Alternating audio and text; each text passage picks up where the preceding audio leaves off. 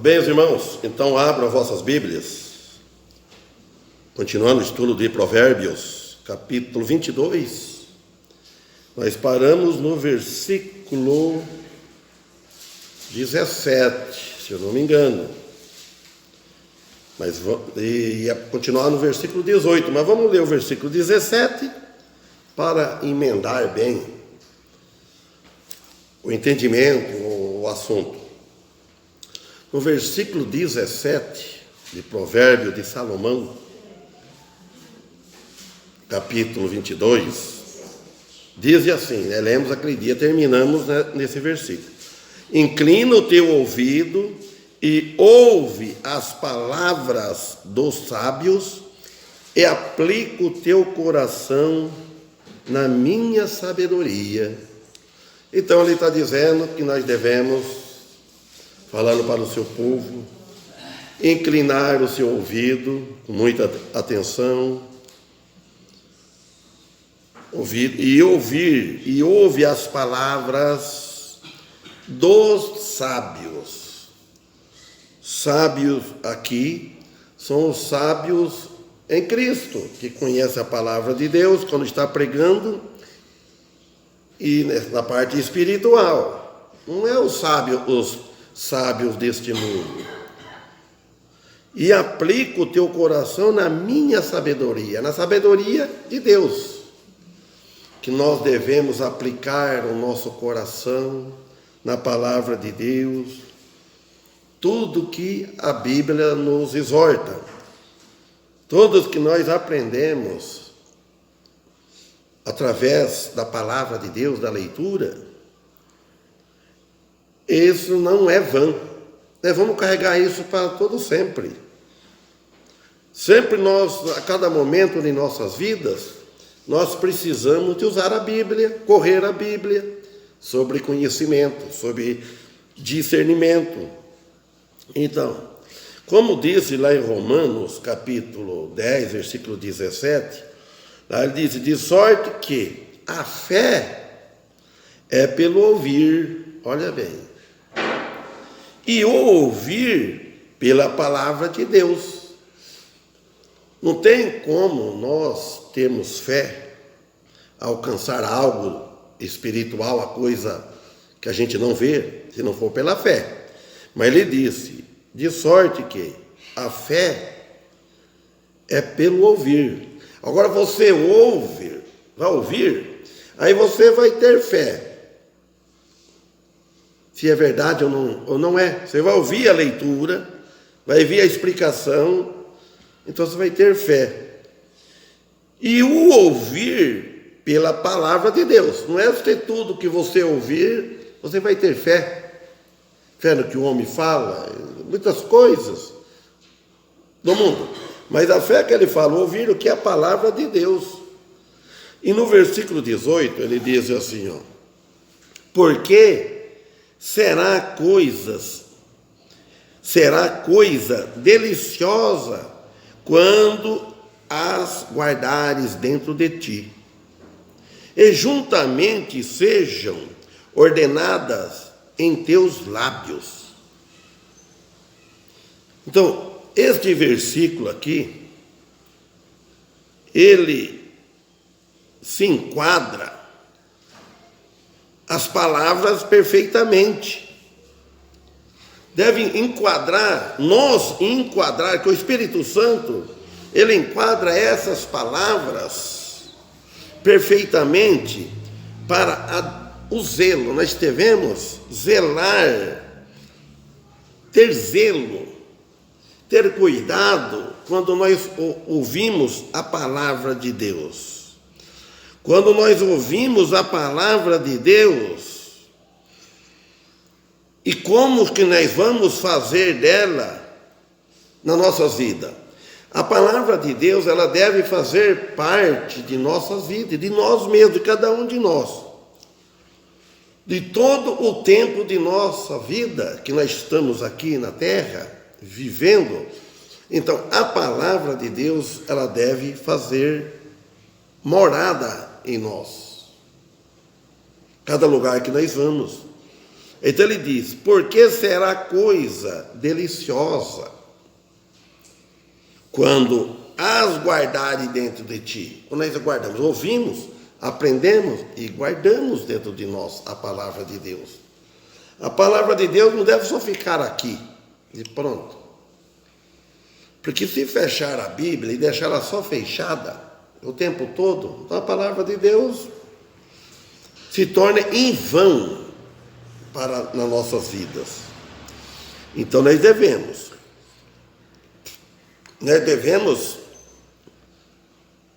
ser diligente, ser zeloso, não negligente com a palavra de Deus, ser obedientes à palavra de Deus. Como nós lemos Romanos capítulo, porque a fé é pelo ouvir, o ouvir da palavra de Deus.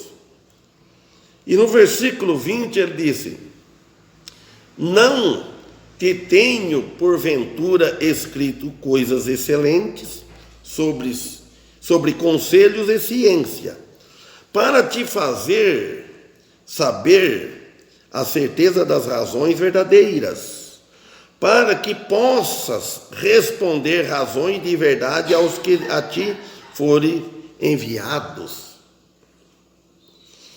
Então aqui também, isto significa também os 3 escritos de Salomão. Um é Provérbios, que ele está falando assim, ó: não te tenho porventura escrito coisas excelentes sobre conselhos de ciência, fala o versículo 20, para te fazer saber a certeza das razões verdadeiras. Então, para nós saber a certeza das razões verdadeiras, para que possas responder razões de verdade aos que a ti forem enviados. Você saber responder. Ora, Provérbios que nós estamos, é um escrito de Salomão.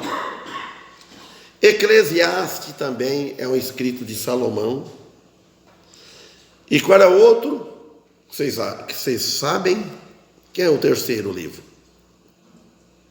Provérbios, Eclesiastes, Cantares de Salomão.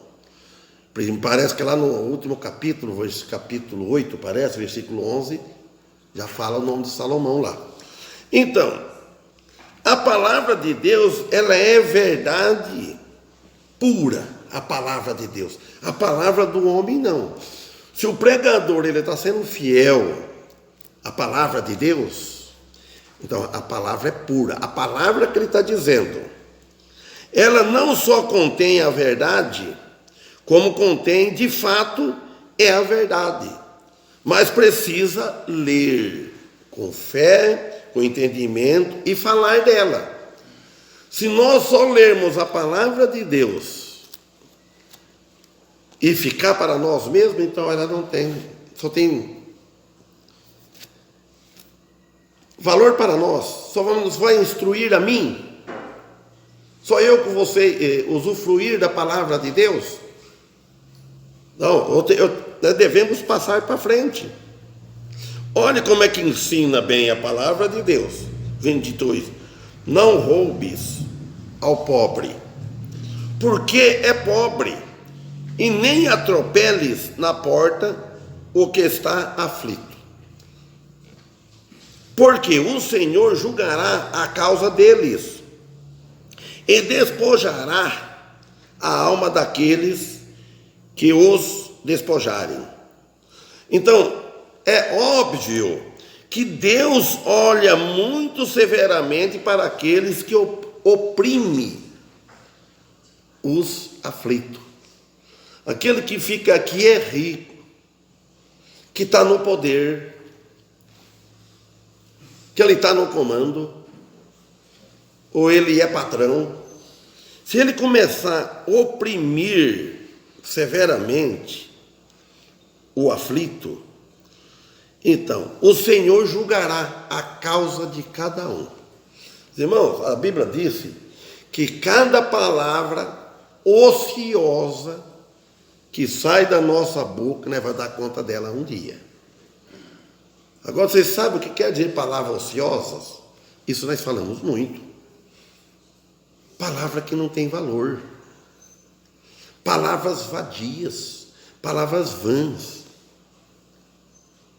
Vai dar, não vai ser condenado no inferno, mas você vai ser cobrado de Jesus, o Mestre, no tribunal de Cristo. Por que o crente tem que passar por tribunal? Se os crentes salvos não vão ser condenados, porque Cristo pagou, sofreu a condenação equivalente do inferno em nosso lugar. Mas por que tem o tribunal dele? O tribunal é feito de galardões, de recompensa. De recompensa. Agora, nós vamos no tribunal e lá vai estar todo escrito. Para nós entendermos. Mas quando você escrever, o patrão, você vai acertar a conta. Lá está tudo escrito. Quando a pessoa é condenada, está lá na folha, tudo escrito. A condenação. E o nosso está lá. Às vezes, muito vai entrar entrar no novo céu e a nova terra com vergonha, cabeça baixa. Não é assim porque está devendo o pecado, porque vai ficar surpreso, porque muitos ímpios vão ser condenados por não aceitar Cristo. Entendeu? Mas tem muitos que dão muito melhor testemunho que o povo de Deus. Tem muitas pessoas que não creem em Deus, mas não creem em Cristo como seu Senhor, Salvador e Senhor.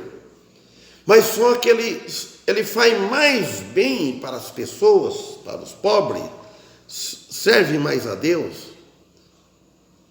mas com a fé errada. Como era aquele gentio de Cornélio, capítulo 10 de Atos dos Apóstolos. Você vê que ele era temente a Deus, um homem temente a Deus. A Bíblia fala, a Pedro disse isso. Fala também que ele fazia caridade para o povo, esmola. Ele orava a Deus continuamente, fala que ele orava a Deus. Então ele fazia tudo isso. E como que sabemos que ele não era salvo? Porque Deus viu que eles faltava algo. Tem muitos que falta algo. O principal não tem tudo de bom. Tem muitas pessoas boas. Tem muitas pessoas que não faz mal para o próximo, pode confiar nele mais que um cristão, talvez. Mas o mais importante ele não tem na vida dele, que é o Salvador. Esse dia eu conversei com um, não vou falar para vocês conhecem muito. É uma pena, irmão. Falei da Bíblia, contando para ele, mas você conhece a vida, Dom. Dá até, é difícil até para você falar coisa toda, porque o homem é bom demais perante a sociedade. Nunca fez mal a ninguém, nunca falou uma palavra para ofender ninguém. Vocês conhecem. Está vendo? Fica admirado. O quê? Mas, como que nós sabemos de Cornélio? Porque Deus viu que ele tinha tudo, mas não tinha salvação, tinha tudo deste mundo. Do tudo que ele podia de ser bom neste mundo, ele tinha, vamos dizer assim. Mas Deus foi enviar o apóstolo Pedro, foi combinado bem, organizado, orquestrado, né, pelo Espírito Santo, para que Pedro fosse pregar para ele, levar o evangelho lá para ele, pregar para ele. E quando ele soube isso, olha só como é que o Espírito Santo trabalhando no coração. Ele convidou na casa dele, sabendo que ia, convidou o parente, convidou o vizinho, amigo, tudo para ouvir o apóstolo Pedro pregar. Então, aqui nós vemos, aí ele fala assim no versículo 24, vai aconselhando, olha os conselhos: não te entremetas com o iracundo, nem acompanhes o homem furioso. Então ele está dizendo, não, você não é para intrometer, por exemplo, não intrometa em negócio alheio. Mas não é para intrometer com o iracundo. pessoa que fica irada, pessoa muito irando toda hora. E nem acompanhe-se, não é para ser companheiro do homem furioso, não é? Aí ele fala no 15, para que não aprenda as suas maneiras e tomes laços para a tua alma. Senão você vai aprender com ele a maneira dele agir. Se nós associar com ele, fala, se você associar com essas pessoas iracundas, essas pessoas mundanas que não tem Cristo, então você vai ficar semelhante a ele, vai parecer com ele, vai ficar igual àquela pessoa. É isso que Salomão está aí dando para nós entender, é um conselho. Provérbios 22, estamos no versículo 25. Então não aprenda, é para não aprender, não, para que não aprenda com essas pessoas. Provérbio 22, 25, para que não aprenda as suas maneiras. Tem uma historinha que conta, os irmãos sabem bem, até melhor do que eu. Se pôr, um canarinho junto com o pardal, o passo preto, uma coisa assim, ele vai aprender a cantar. Como é que é? Que passarinho que é? O pardal com o canarinho, então estou certo. Se é pôr os dois na gaiola, então o canarinho canta bonito, atrai as pessoas, né? Quem é que não sabe? Eu gosto de ver os passarinhos cantar. Tem o canarinho da terra, o canarinho do reino. Agora põe junto com o pardal. O pardal não vai aprender a cantar igual ele, mas ele vai diz que o canarinho vai estar cantando igual o pardal. Então, o que ele está dizendo? Que para o povo de Deus, então se começar a andar muito, tem com essas pessoas que diz aqui iracundo é uma pessoa que fica irado. Você já viu aquela pessoa que fica irado até com a sombra? Vamos dizer assim, vive irado. Se você vai conversar com ele, é só irado, só exaltado. Eu fui vizinho de um homem assim, meus irmãos. Você ia na casa dele, ele falava mal de político, falava mal de tudo que você pode pensar. O homem era isso. O homem só falava mal, não tinha como, nada estava bom. Então, iracundo, e se você começar a acompanhar, você vai falar igual também a mesma língua. Então ele está exortando. Então, esta ira aqui, retratada aqui, é uma direção a um meio ímpio para conseguir o que ele deseja. Ele quer desejar a todos os custos. Não importa seja justo com justiça ou não. A pessoa iracunda. Já o cristão é diferente. Mas se o cristão tomar muito companheirismo com isso, acontece isso. Então, por isso que ele diz, então nós não devemos aprender com os seus costumes, nós devemos aprender com o costume da Bíblia, o costume que o apóstolo Paulo ensina nas cartas dele, o costume, o exemplo de Cristo, o costume da igreja, nós cristãos que aprendemos na Bíblia. Então isso... eles não sabem a vontade de Deus, não sabem qual é a vontade de Deus, mesmo que soubesse a vontade de Deus, não quer fazer a vontade de Deus, e nós cristãos sabemos qual é a vontade de Deus, nós sabemos e nós queremos fazer a vontade de Deus, às vezes não fazemos como Ele merece, como Ele quer. Então é um caminho que caracteriza a maioria do mundo. A maioria do mundo. A gente pode prestar atenção, precisa olhar para os nossos companheiros, vizinhos, companheiros de trabalho, de tudo. Você vê o modo dele agir, o modo dele pensar. O cristão não dá trabalho para ninguém. O cristão, ele mora no lugar, o cristão não incomoda ninguém. O cristão não fica tocando música alta fora de hora. O cristão não fica jogando as coisas na rua, se prejudicando o vizinho. Olha, o cristão ele é educado. O cristão sabe o lugar dele. Agora, a pessoa que não é cristão, ele faz todas as coisas que prejudicam. Principalmente se for vizinha de um cristão. Para poder, porque o diabo trabalha, irmãos. Trabalha mais do que nós pensamos. Porque ele é espírito. Ele é enganador. Ele faz algo para poder ver o cristão cair. O cristão tem que vigiar bem em oração, porque ele cai, ele perde a paciência.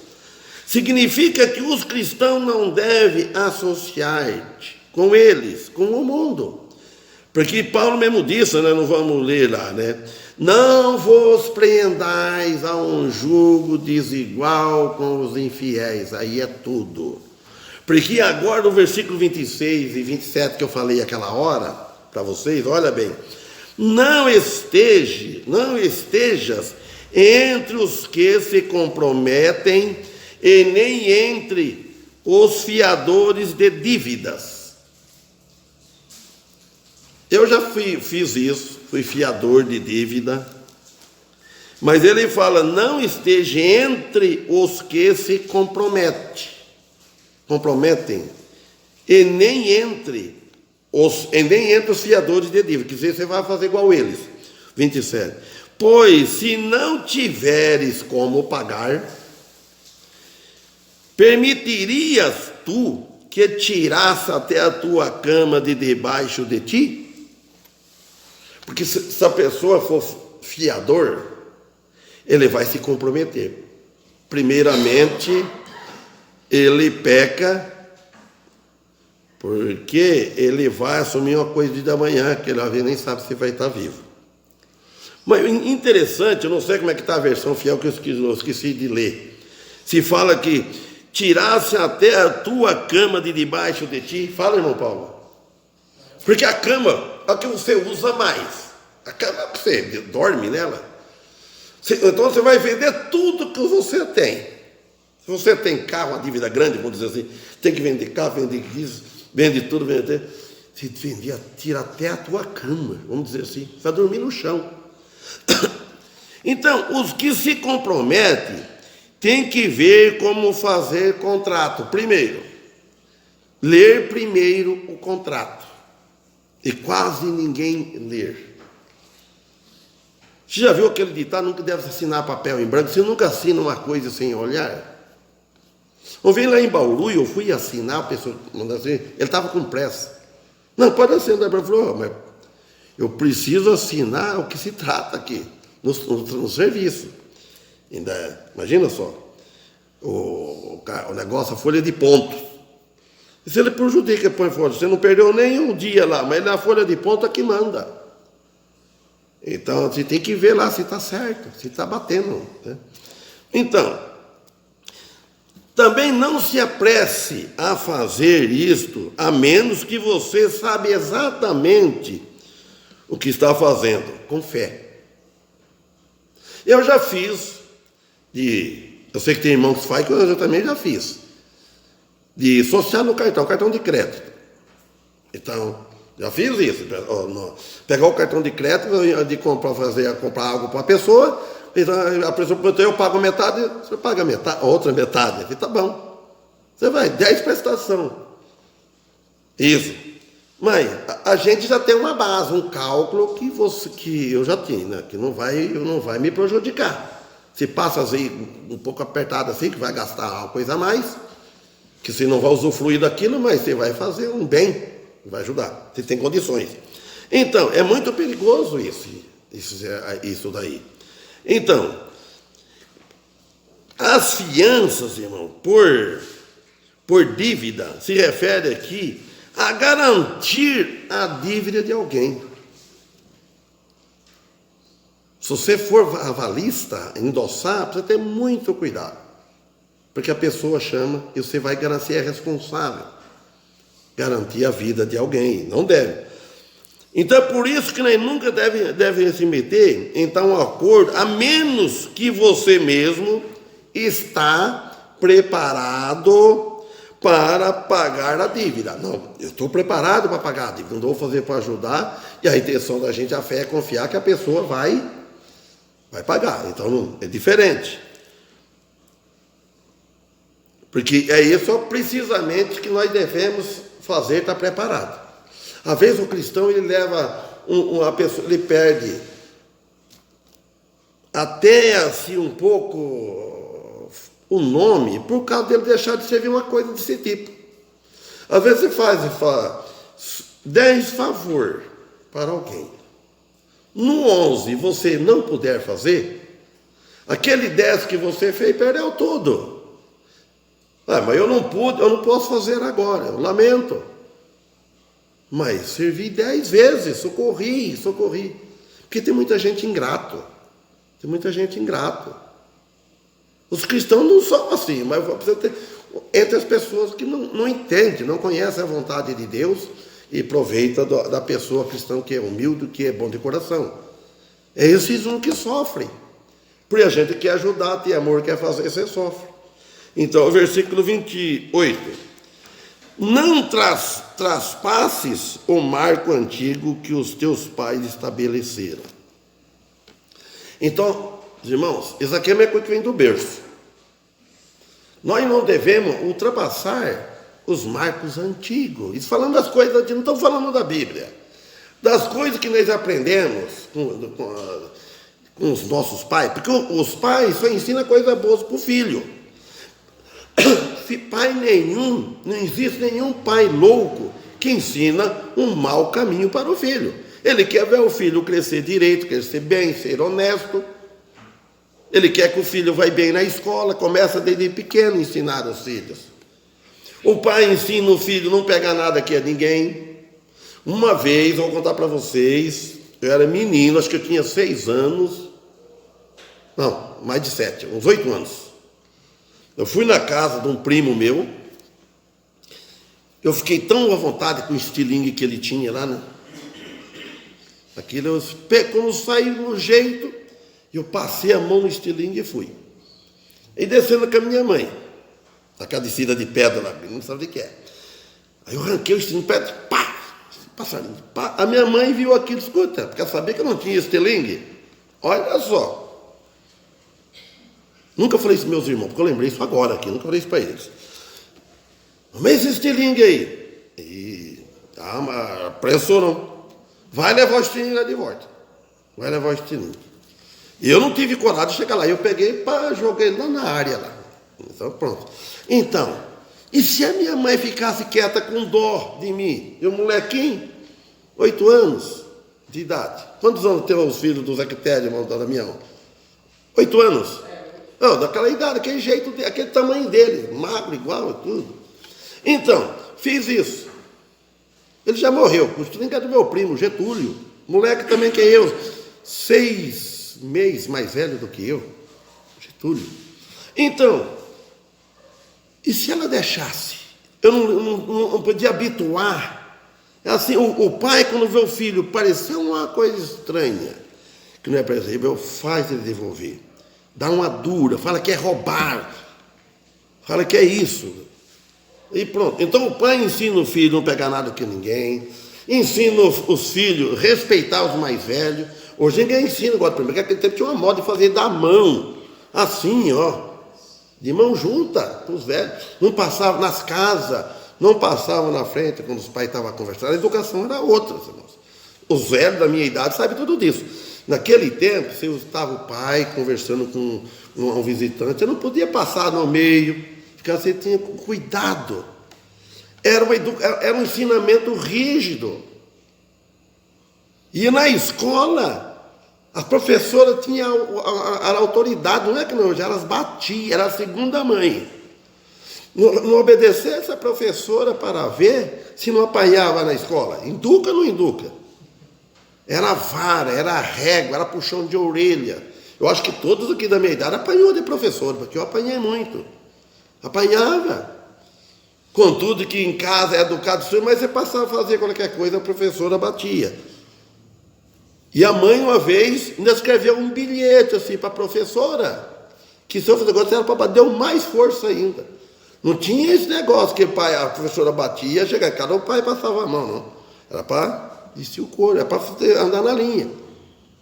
Então, olha bem aqui, não ultrapasses os marcos antigos dos teus pais, que estabeleceram a ti. Falando para nós cristãos, que nós aprendemos dos pais. E hoje nós cristãos, nós agradecemos o que nós aprendemos com nossos pais e que andemos. E naquele tempo também tinha muito marca de propriedade. Assim, eu lembro que não fazia assim, apanhava marca de baliza, de bambu. Você marcava assim de roça que você fazia, era marcado assim, ó. A coisa era assim, baliza, você não podia ultrapassar o marco. Então isso é aprendido com nossos pais. O 29, para terminar. Tem visto um homem diligente em seu trabalho? Diante dos reis estará. Não estará entre os homens de inferior posição. Então a Bíblia aqui, inspirada pelo Espírito Santo, ela está dizendo para aqueles não ser que não são zelosos, que não são obedientes com respeito aos assuntos de Deus, os assuntos seguros, as coisas que nós ouvimos, as coisas que nós vamos crescendo, que faz nós crescer espiritual, faz nós crescer no entendimento. Nós não devemos ser um homem diligente no seu trabalho, no trabalho espiritual e no trabalho físico, material também. Nós devemos ser, não pode ser lerdo, ser uma pessoa dorminhoca, vamos dizer assim. A pessoa tem que ser diligente, ter zelo nas coisas que ele faz. As coisas que ele vai fazer, faz com amor. Então aí esse homem vai ser um homem de boa reputação, um homem que a sociedade vai confiar e tudo. Então, por isso que ele está entre os homens de inferior posição. Tem visto um homem diligente em seu trabalho, diante dos reis estará. Não estará entre os homens de inferior posição. Você não está em frente entre os homens de inferior posição. É por isso que ensina nós cristãos. Então vamos parar de onde começamos. Versículo 17. Inclina o teu ouvido e ouve as palavras dos sábios e aplica o teu coração na minha sabedoria. Então, Salomão diz, é para aplicar o nosso coração na sabedoria que Salomão deixou. Salomão deixou muita sabedoria que nós vemos na Bíblia. Amém?